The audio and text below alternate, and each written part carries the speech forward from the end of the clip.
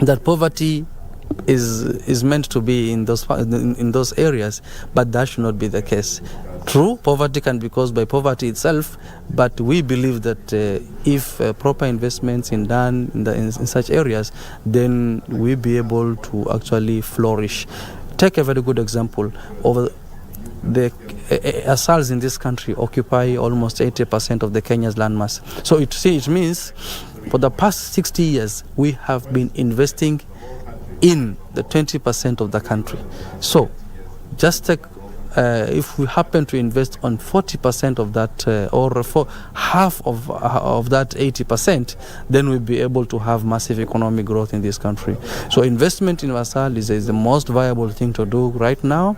It is timely for us to do it now. Otherwise, with the levels of the certification in this country, if we not be able to cope up with climate change adaptation and mitigation, then there is a fear that the entire country will actually fall, will actually turn ASAL in the next 10 or 15 years. The other wealth is that you look at these counties, 90% of the wildlife in this country come from those counties.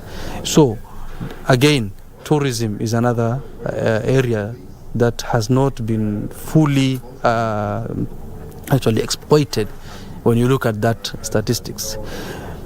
Coming to renewable energy, coming to oil, you have Turkana, aquifer. Coming to oil, you have Turkana. Now we have an oil in Turkana, which is in ASAL County. So the potential, there is a huge untapped potential in these counties.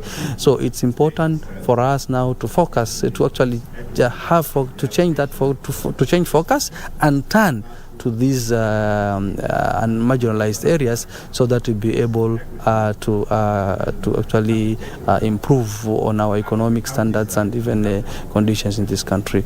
Investment in ASAL is a great contributor to the GDP of this country. Talking about legislation, we have seen severally, especially when we were going through the drought season, the legislators from these 29 counties were very vocal in terms of calling out for foreign aid and invoking the government to declare it as a national disaster. But going forward, you have talked a lot of important things. What part can the legislation hatch onto to ensure that they benefit from this conversation, as opposed to being a victim in the whole conversation? In terms of legislation, I think we have sufficient legislation mechanisms in this country, talking about ranging from National Drought Management Fund to National Drought Management Authority. So I think in terms of legislation, we are not short of any legislation. But the issue is now enforcing the legislation that is in place. That becomes a question that needs to be addressed in this country. When you have the question has been always lack of resources to implement the current legislation. So our appeal is to avail more resources being invested in ASAL counties, so that we'll be able to mitigate all these challenges. The other question that needs to be addressed is the viability. Is it viable to invest in ASALs? Yes, it is viable to invest in ASALs. But most of us will look at the economic returns and feel like investing in such areas is not attractive. But the question is, if then it's not attractive, what makes it to be? What are we going to do about what are we going to do to make the investment in ASAL County being an attractive issue?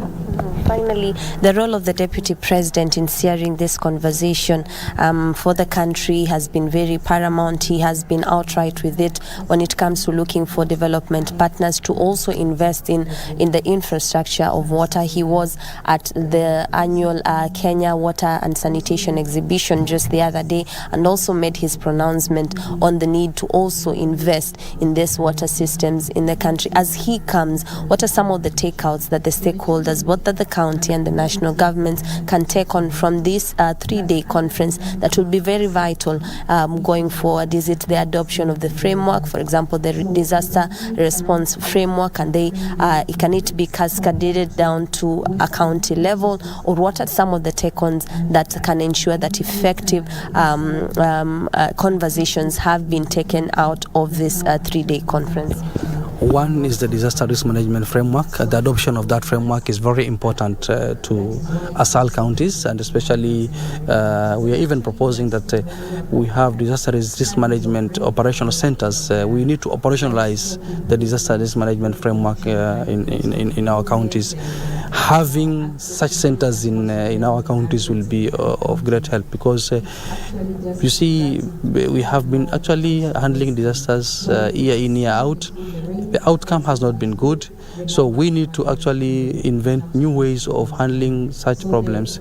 And the other concern is the water.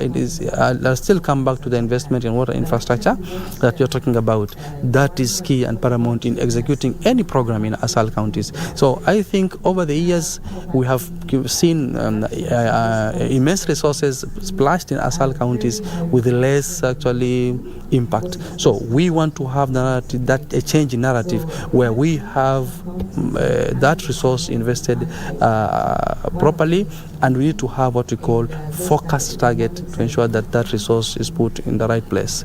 The other takeaway is that there has been a discussion here on how we can improve the livestock market. The livestock market in this country has not been good enough to actually help a farmer or a pastoralist get the value for their animals. For example, you have seen in the last drought we have lost over a value of about 2 billion from our livestock. So this is something that can be actually mitigated, or can be handled well if we have a proper marketing structure in infrastructure for this particular sector. The youth also, as we wind up, the youth are very present in this conversation. Do you think that them being here is also a good contributor to the economic stability of these counties? Yeah, the youth have been playing have played a role in economic contribution, but I think there is need to actually do a lot of awareness and have youth education, especially on issues to do with climate change mitigation and adaptation, climate change adaptation and mitigation, because I think most people don't want to participate in these activities, and I think something can be, maybe it will be societal, it will be socio-economic, or maybe it is because of our socio-economic factors that will not allow us to participate in this. But it is good now to have this conference is a platform where our youth will get to have a takeaway and something to take home once the session is done. Thank you for your time, Bwana PS. It has been very informative and educative as well to our audience. We are at the Pwani University, where the Kenya Institute for Public Policy Research and Analysis is holding a 3-day conference to stimulate conversations that will initiate or enhance economic growth and development for the ASALs regions. We are awaiting the arrival of the Deputy President, Rigathi Gachagua, later on in the day. We have been following the conversations, the panels that have been going on to ensure that the ASALs are at an informed, the stakeholders or even the policymakers are at an informed point when they are continuing the legislations over the years. So we will be giving you live proceedings, of course, and more stories in our news, main news bulletins later on in the day. But for now, I hand it back to you in studio as we wait again for the arrival of the Deputy President, Rigathi Gachagua, later on in the day. My name is Juney, Karisa. Back to you in studio.